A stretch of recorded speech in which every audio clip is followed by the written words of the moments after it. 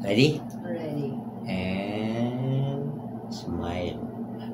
Alright, magandang hapon at maulang hapon. Medyo hindi maganda ang sitwasyon ng ibang mga lugar ngayon, especially sa Bicol region. Kasi yun nga, tinamaan ng bagyo. But for now, yung pag-uusapan natin is about your Miss Choice. Ngayong hapon, mga kaibigan, kasama natin si Miss Concy. I-ano ko na. Diretso ko na. Diretso mo na. Concy Mocaoso. Hello, Red. Yes, ang dami naghahanap sa'yo. Ay, talaga. Dami nagre-request, no? Na kailangan interviewin daw. Salamat. Oo. Thank you. Hindi kasama sayawan dito, ah. Walang sayawan to, baka Hindi magulat tayo sila. mag-showdown. Oo, kasi wala tayo pang TF, dito kaya pang TF. Mataas ang rate ni Kung mataas ang rate nito, di natin kakayanin ang rate nito. Kung si Yorme may rate pag pumupunta sa isang event, ito times 5 ang rate nito. Hindi Hindi pa kasama mo ka girls doon.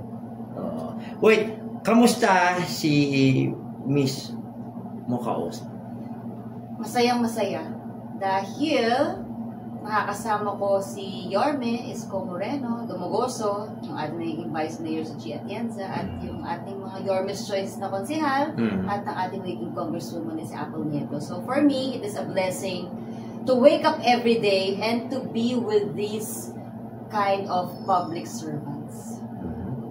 So kaya pala fresh ka. All the time. Ngayon lang. Alam mo yan. So anyway, sino nga ba si Miss si Concy Mocaoso? I-google nyo na lang. Pero makikita nyo naman sa Google positibo, negatibo, buhay ko bilang entertainer, artista, dancer, singer, yung educational background natin, nandyan din sa Google, yung ating karanasan sa public service, sa national na gobyerno. Pero ang gusto kong i-share sa inyo kung sino talaga ako ay si Mocaoson ay Saan ka nagmula? Paano nagsimula ang buhay mo from your younger years? Sige, kung tinatamad kayo mag-Google, ikakwento ko na ngayon. Martisan to, Martisan. Correct. Ako ay pinanganak sa Makati, actually. Makati?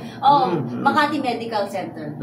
Kasi yung aking nanay ay doktora. So, sa Pangasinan ako lumaki, Dagupan City. Yan. Pinanganak ako sa Makati, pero doon ako sa Dagupan City lumaki. Hanggang high school. So, ang tatay ko ay judge ng Pangasinan, Tayug, Pangasinan. Nanay ko naman ay doktora. College, doon na ako lumipat dito sa Maynila. Diyan ako nag-college sa UST, graduate ng BS Medical Technology, at nagpatuloy hanggang second year, medicine proper. Pero dahil na iba yung nakahiligan natin, ay nag-full-time tayo sa showbiz or sa entertainment industry, sa pagbabanda. At doon natin nabuo yung grupong Mocha Girls. At yung Mocha Girls, it is a sing and dance female group na nakapag-concert na kami sa buong Pilipinas at sa iba't ibang sulok ng mundo hanggang sa nagkaroon kami ng sariling album at nagawaran ng Best Dance Album and Best Female Group ng PMPC Star Awards. So from the showbiz or entertainment industry, napasok naman tayo sa public service. 2016, na-appoint tayo bilang board member ng MTRCB or Movie and Television Review and Classification Board. Tapos 2017 naman, na-appoint tayong Assistant Secretary sa Presidential Communications Operations Office ng Malacanang. 2019, as Deputy Administrator naman ng OWA or Overseas Workers Welfare Administration, kung saan nung panahon ng pandemya ay natulungan natin ang mahigit kumulang 2 million OFWs na mabigyan sila ng trabaho, ipagamot yung mga may sakit at pag-aralin yung kanilang mga anak. At si Mocha ay yung kaninang sinasabi ko, pinaka-importante sa lahat ay makananay. So ngayon, ang buhay ko, full-time ako nag-aalaga sa nanay ko na senior citizen na at nag-isa na lang sa buhay dahil nga yung tatay ko na dating judge, he was assassinated because of his principles. Ayun, yun si Mocaoson in a nutshell. Kuya tayo, ang dami kong natulala ako. Sabi ko kasi Google na lang natulala ako doon. Hindi ko in-expect yun. Kasi ang pagkakalam ko lang kay Mocha, yung about sa entertainment. May konti akong alam, pero not that full detail. Kaya wala akong itatanong, tapos na lang.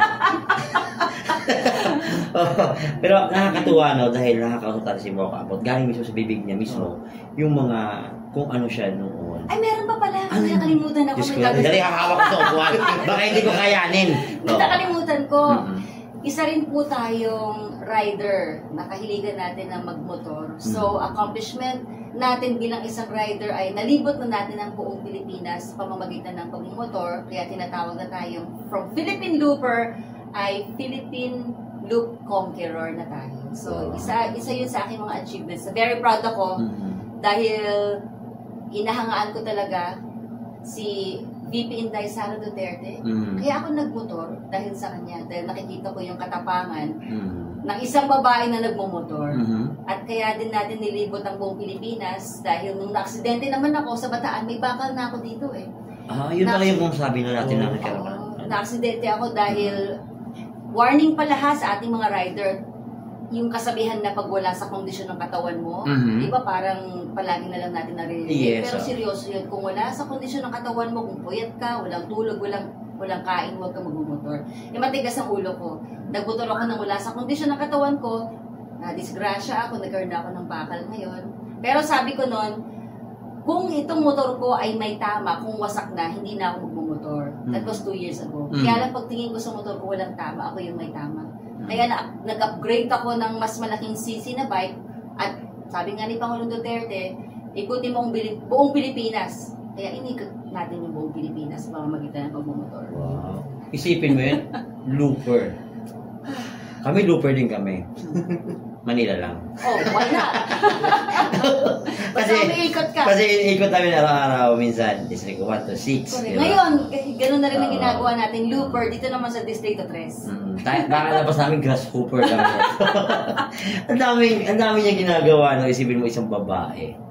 Ang daming nagagawa sa buhay. Totoo, believe. Isa ako sa nagiging fan mo dahil nung narinig ko na before, di ba, nung presidential time, kakasama tayo. Walang kapaguran to. Si Yorme, walang pagod siya, walang kapaguran. Ay, di, iba si Yorme, grabe. Kung mabilis tayo, sobrang bilis ni Times 2 ang bilis kilos. Times 4, times 5. Oo. Iba siya. Malakas ang katawan ni Boss Boy. Parang di ano lang yun? Idlip kape. Oo. Pag nakapag-charge. Pag nakapag-charge, ingat ka na. Diretso na. Yan ang tamang public servant, di ba? Tuloy-tuloy. Kahit pagod, tira lang para sa taong bayan. But, like tayo, no? Konse, bakit naging your Miss Choice? Ito, your Miss Choice. Yan. Well, hindi naman lingid sa ating mga kababayan. 2022, ang sinaportahan nating presidential ay si Yorme Isko. Yes.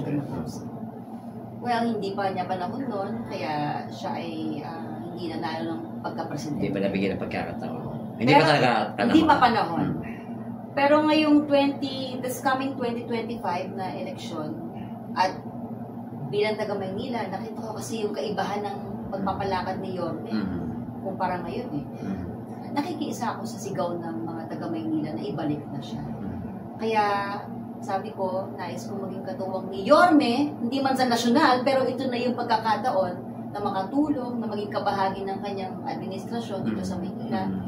Sabi ko, it will be an honor to be part of the Yorme's Choice. So it was a mutual decision. So nag-usap kayo, tinawagan ba niyo? Merong connection. So kaya kami nagulat kami. Ako din gulat. Nagulat kami kasi si Mocha, kumatat chismis eh. Talaga? Oo. Red, si Mocha daw. Konse yan. Uwe! Sabi ko, uwe. Alam ko nasa magandang sitwasyon na yun eh. Nagulat kami nung time na lumabas ka doon sa event. Oo. Wala na. Sabi ko. Wala na. Ito rin decision. Sabi nga ni Yorme, handa ka ba? Sabi niya. Sabi ko naman, I have nothing to lose. Tapos ngayon nandito na ako, yung tanong pa lang na handa ka ba? Handa ka sa pagod, handa ka sa patayan, matratan. Sabi ko, ito pala yung tanong. Kaya nakayayat na tayo. Kasi sabi ko, handa ka na ba umikot sa lamay? Oh, grabe. Yung pagpapasaya ng tao, pagpapakilala mo sa sarili mo, sa mga kadistrito mo. Pero, alam mo yun, para sa akin, I'm not doing this to win. Sa totoo lang, I'm doing this, waking up every day, na magkaroon ng sense of purpose yung pagising mo, na makakilala ka ng mga taga-distrito mo, sila lolo, lola, yung mga town hall natin na puro mga senior citizens, yung pagpunta natin sa mga barangay, house to house. Para sa akin, it's a privilege na makahalubilo nila. Kasi tayo, nasanay tayo kasi sa sa nasyonal na gobyerno. Yes, oo, na pangmasa. Oo, nasyonal na gobyerno, kasi nung panahon natin, kung ano yung hinaing ng ordinaryong Pilipino, ay inaabot natin sa Pangulo.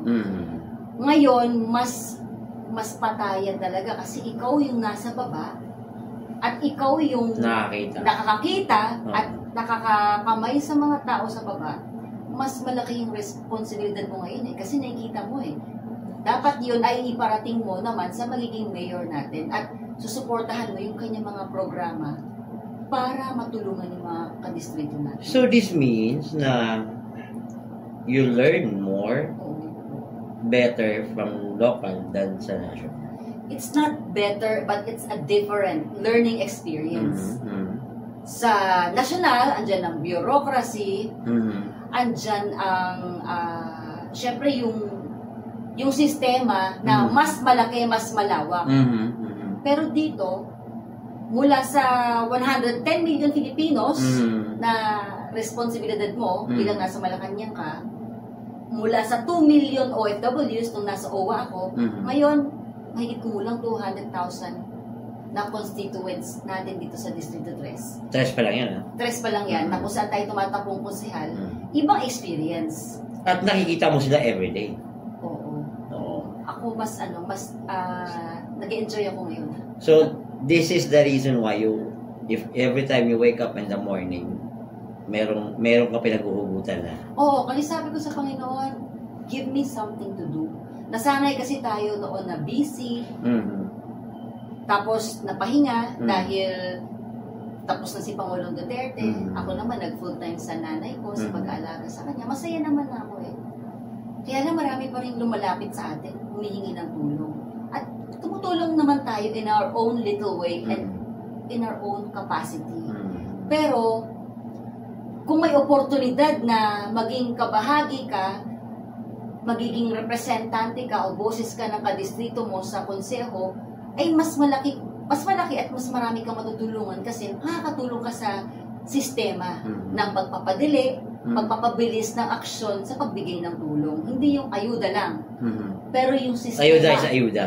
Oo. Pero I think more people, you need to listen to them. Kasi, di ba, mas madali mo silang ma-reach out sa ngayon. Kasi andyan lang sa at kung meron kang kapangyarihan, di ba, na pabilisin yung sistema, gumawa ng ordinansa o implementasyon ng ordinansa, mas marami ang makikinabang. Totoo. Kaya sabi ko, if I will be given an opportunity, sabi ko, Lord, give me something to do. Sinagot nga, ang daming ginagawa, ang dami natin ginagawa ngayon. So, sinabi mo kanina earlier na naging sa health something nurse, di ba? Medtech. Medtech. At muntik na maging doktora. Pero mas pinili kong sumayaw. So, eto ngayon, parang bumabalik yung, kumbaga, yung kurso mo o yung profession mo, mas lalong masusubukan mo rito bilang magiging konsehal. Kasi may background tayo pagdating sa medical. Dahil yung nanay ko naman ay pediatrician at may background tayo sa medical field, hanggang second year medicine tayo. Na-expose naman ako nung naging medtech intern ako dyan sa Jose Reyes Hospital. Dito lang. Dyan ako nag-intern, tsaka sa UST din. Naintindihan natin yung sitwasyon. At nung nakatrabaho natin si Senator Bongo, na naging author para naging batas itong malasakit centers natin sa buong bansa, at sa dami ng iniaabot natin sa kanyang mga medical na assistance na kailangan ng ating mga kababayan, nakita natin kung paano yung sistema, proseso, at kung paano makatulong pagdating sa medical na pangangailangan ng mga kababayan. So, Konse Mocha, give me the two main goals of being a konsehal. Papalarin. sa lungsod ng Manila? Yung mga goals na i-focus mo sa ngayon. Goals ko, ito. Besides sa sinabi mo kanina, ano yung pinaka-main mo talaga? Pinaka-sentro sa ngayon. Kasi mga konsehal, maraming gagawin project yan eh. Iba-iba. So, sa'yo, ano yung isa sa mga unique na gagawin mo sa Distrito 3? Marami na kasi talagang magagandang ordinansa dyan, di ba? Nakalatag na actually. Nakalatag na. At ang mga kababayan natin, actually sawa na sa plataforma. Totoo yan. Sawa na sa pangako. Totoo yan. Ang kailangan natin, implementasyon. Pabilisin. Ibalik yung mga nagawa ni Yorme noon, na nawala ngayon. Naramdaman niyo rin? Oo naman. Kahit nanay ko. Oo. Kahit nanay ko. So, totoo pala yung kwento. Oo, kaya pag nagkasalita si Yorme, na yung pensyon dapat ng senior, ano man ang antas sa buhay, na pag hindi mo nakuha ng araw na yun, forfeited na. Oo. Nanay ko nga, ugod-ugod na, kailangan pang lawakan, papunta ng barangay para lang doon. Parang nakakalungkot na gano'n. Nakakalungkot kasi matanda na, pinahirapan pa. At saka ang daming reklamang mga senior citizens na kailangan pang magkaroon ng health clearance bago magpatuloy sa trabaho, etc. Number one, para sa akin, kasi nga ako hindi na ako nakapangasawa. Hindi na ako nakapangasawa dahil pinili kong alagaan yung nanay ko. It's not too late. Hindi, wala na ng plano. It's my choice! yun ang Mocha's choice. Kung meron ladies choice, meron yours choice. Mocha's choice Mocha's to choice ko. It's, I chose to be married to my mother. Kasi ang nanay ko nga, breast cancer survivor yan. Okay. Number 2, senior citizen na yan, 77 na. Nag-iisa na sa buhay yan dahil nga yung tatay ko, pinatay. Yes. He was a judge, he was killed because of his principles. Yung mga kapatid ko, may kanya-kanyang pamilya na yan, may mga asawa na yan, may mga anak na yan. At ako naman, by choice, gusto kong makabawi sa nanay ko sa lahat ng sakripisyo niya. Imagine mo, sa kakatrabaho niya, tinamaan siya ng cancer. Pero magaling na siya ngayon. Kaya lang marami pa rin siya sakit na iniinda. Ayokong tumanda ang nanay ko na nag-iisa. Kaya kung yung tinatanong mo sa akin kung anong gagawin ko dito sa distrito natin, number 1, alagaan po yung mga lolo at lola natin, mga senior citizens, mga nanay at tatay. Dahil yan, kaya nga ako sumama kay Yorme kasi natatouch ako pag nilalapitan niya yung mga naka-wheelchair na lolo at lola. Mahal niya eh. Masarap sa feeling. Oo, genuine yung pagmamahal niya eh. Kasi, yun ang sikreto para guminhawa ang bayan natin. Alam mo ba yun? Ang sikreto, kung gusto nating umunlad at guminhawa ang bayan natin, ay dapat alagaan ang mga magulang, alagaan ang mga senior citizens. Bakit? It is proven.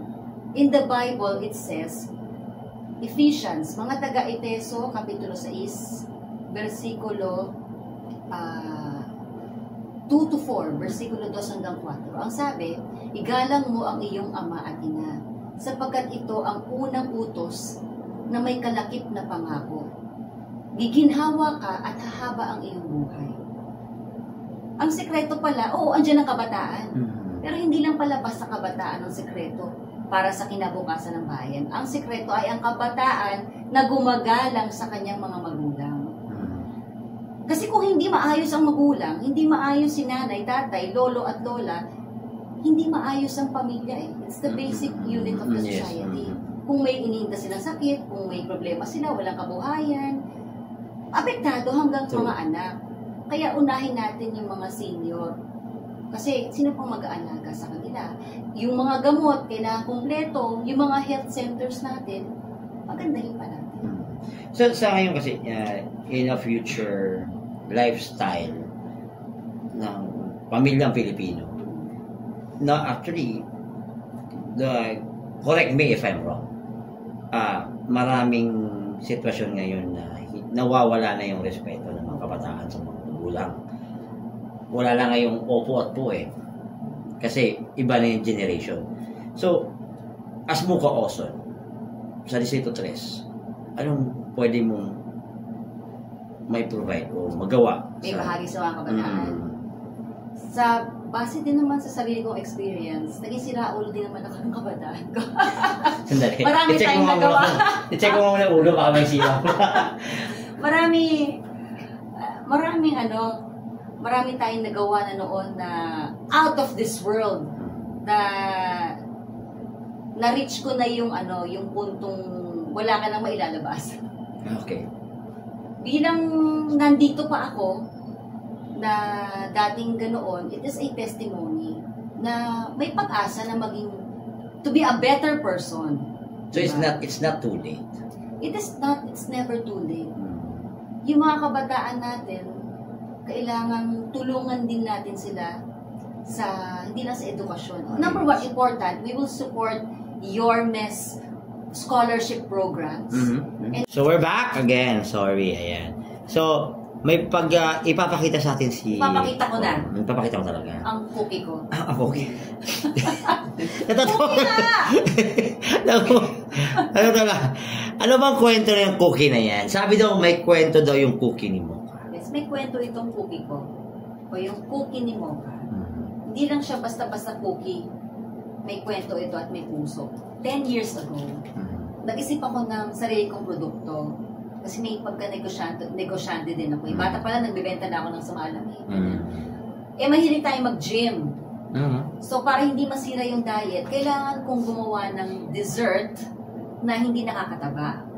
Dessert na hindi nakakataba. Hindi makakalaki ng tiyan. Yun yung cookie ni Mocha. High in fiber, no added sugar, etc.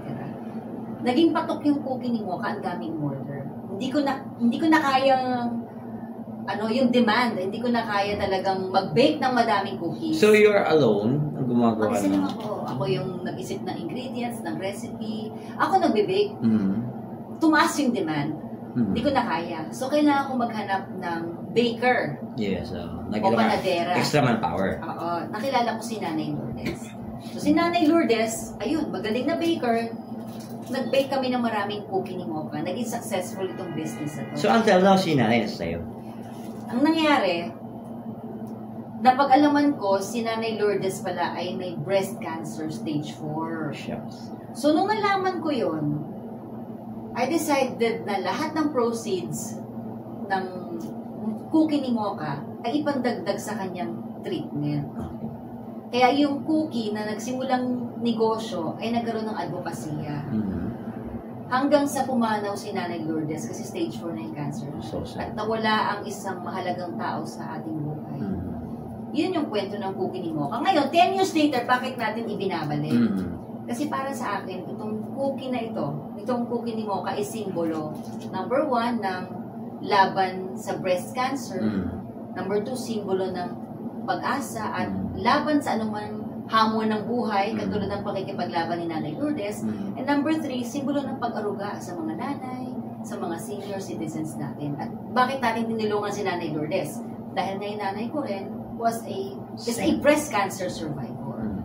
Kaya yun ang kwento ng cookie ni Mocha. At every time na may inaabutan tayo ng Nay, tikman niyo yung cookie ko, kuya, tinatatawa sila, napapangiti sila. Pero yun yung kwento ng cookie ni Mocha. So, kaya tayo, kumakain na tayo ng cookie ni Mocha. Di ba?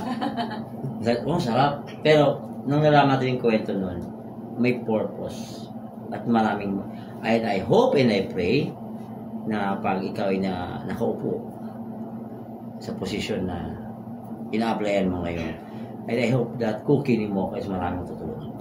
Oo. Actually, nagkausap lang kami ni Senator Gringo Honasan. Sabi niya, alam mo, yung cookie mo, marami din matutulungan yan. Kasi naging successful na negosyo to, baka pwedeng magkaroon ng job opportunities. Yes, at ibabalik natin yung healthy cookies. So iba talaga ang power ng cookie ni Mocha. Iba yung cookie mo. Umabot na kay Senator Gringo Honasan ang cookie natin. At kay Pangulong Duterte. Kung mag-uusap na kayo sa bar ito, iba yung cookie mo, friend. Di ba? So, ayun mga kaibigan na narinig natin yung kwento ng cookie ni Mocha. So, di ba sabi mo nga last time, bibigyan mo ako ng malaking cookie. Oo, sa Christmas, bibigyan kita ng malaking cookie. Baka mahirapan ako magbibigay ng cookie mo. Di ba? Yan. So, every time lagi ako, Red, asan ka? Bakit? Datikman mo na yung cookie ni Mocha. Ay, ang sarap ang cookie ni Mocha. Alam niyo ba na galing sa puso ito, pinagpupuyatan ko to. So now, who made that one? Pero ngayon sa ngayon, kasi I'm giving away at least 1,000 cookies a day. Wow. Para magpangiti ng ating mga kadistrito. Kasi sino pong may ayaw ng cookie? Yes, diba? yes. Natutuwa sila, parang bata ka ulit eh. Uh-huh. So, sa ngayon, may supplier tayo. Pero ako mismo ang nagre-repack, ako mismo ang nagpe-print ng sticker, ako mismo ang nagdidikit ng sticker. Pinagpupuyatan namin ng nanay ko to. Kaya ito ay talagang galing sa puso namin. Special to, kaya alagaan niyo ang cookie ko. Okay, huwag niyong kainin yung cookie. Itago niyo sa bahay niyo lang yung Pwede naman cookie. kainin, pero alagaan niyo din. Pero totoo yung cookie ng mukha, marami siyang matutulungan. Especially sa ngayon, problema sa Pilipinas ang cancer. Talagang palala. Alam mo ba, Red, na according to a study, yung mga kababaihan who are diagnosed with breast cancer ngayon, 60% of them are already in the advanced stage. So, ibig sabihin, kulang-kulang tayo sa awareness na kailangan ng bawat kababaihan ay malaman. They're doing breast self-exam.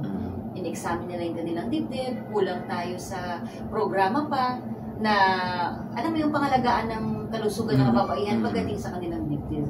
So, isa sa, kung hindi man tayo number 1 sa Asia, isa ang Pilipinas, may pinakamataas na breast cancer rate incidence. So, dapat talagang mas agresibo pa. National government and local government are starting to create a team. I think, I hope, na magawa ito, na tulungan din yung ating mga kababaihan. Kasi, alam mo, you cannot prevent breast cancer. Basta babae ka, at risk ka. Ang pinakamaganda dyan ay early detection. Habang maliit pa yung bukol, ay matanggal na, magamot na, maagapan. So, ayan mga kaibigan, narinig mo na yung cookie ni Mocha. Natatawa talaga ako kung sinabi ng cookie ni Mocha. Marami pa kasi, may mga balls pa kasi, may mga call pa.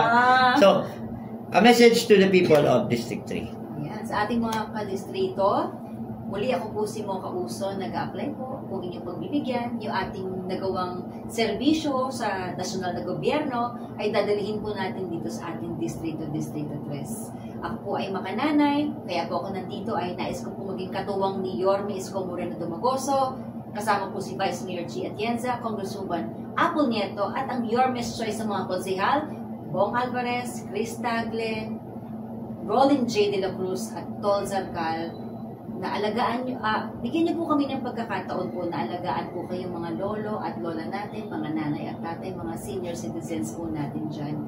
At matitikman nyo rin ang serbisyo ko na sintamis ng cookie ko.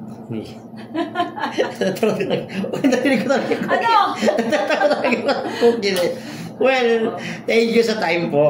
Sa totoo lang, nabiglaan na dito. So, na-cancel to last time because nga, yung schedules natin, medyo nagkakabanggaan. Pero, ngayon, napagbigyan tayo at nalaman. Salamat. Thank you, Cedric. Thank you sa'yo.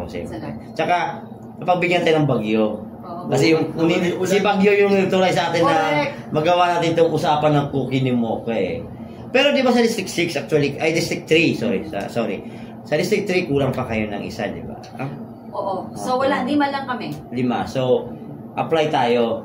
Yung sa akin yung mais ni Channel Reds. Mais? Mais. Para may ngat-ngatin ka. And it's a fun thing na nagkakwento. Actually, kung mais ni Channel Reds.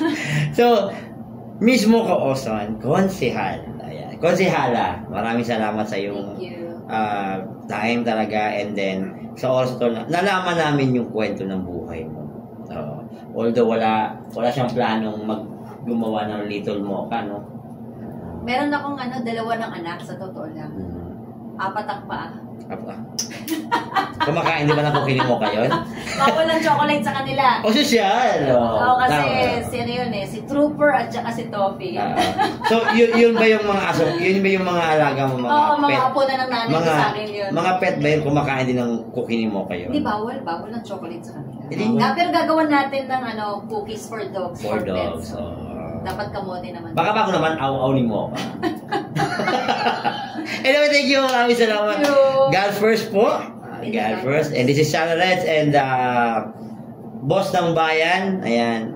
Maraming salamat dito po sa pinakamagandang lugar na lagi pupunta natin, Avida. Shout out kay Consi Crista. Oo. Lagi ito nagagamit ito. Pangalawang beses ito nagagamit. Itong senior lounge. Yes. Sabi nga ni Consi Chris Tagle ay bawat barangay lalagyan niya ng senior lounge. Na maganda po para sa ating mga Parang natatakot ako yan sa senior lounge na yun. Bakit? Kasi pag nilagyan niya lahat ng barangay, baka ayaw na umuwi ng bahay. Di ba may laki aircon? Oh, May gamot, may pagkain, may libre wifi, may TV, libre marites. Di Oo, ba? lagyan pa natin ng nurse. Doon na lang sila. Wala na akong problema. Oo. Ang ending, hindi na siya lounge. Ano na? Boarding house.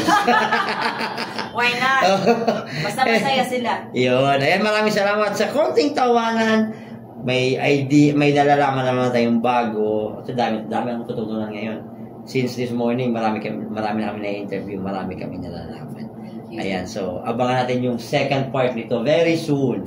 Siguro mga mid-January, February. Bakbakan na. Bakbakan na to. Hindi Sana na to. fresh pa tayo ng time na yan. Actually, nakita ka namin minsan, hindi ka fresh. Hindi na talaga. Ulas na. Minsan gusto ko sabihin, mukha na niya sa'yo. Anyari. Oo, pero ngayon fresh siya.